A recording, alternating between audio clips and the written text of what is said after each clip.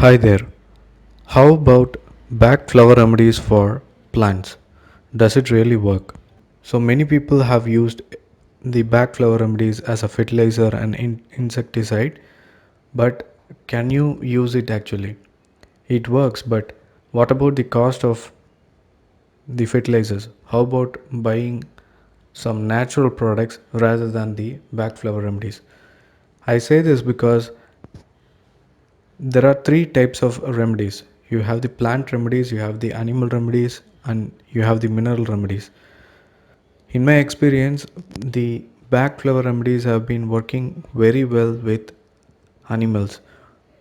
So you can use it for your pets, it will work well, but when you want to use it as a fertilizer or an insecticide, the cost is going to be higher.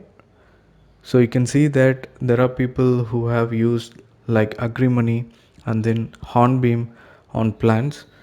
I don't say it as a wrong thing, but what about the expensives? When the remedies are expensive for humans and you want to try it on plants, it's not going to work.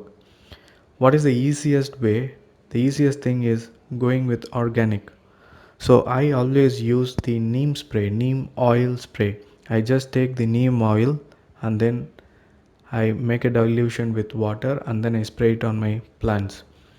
And for fertilizer, the natural fertilizer, organic fertilizer, I use three substances. One is the neem cake, then I use groundnut cake, and then cow dung. I mix them with soil and then I start to use them.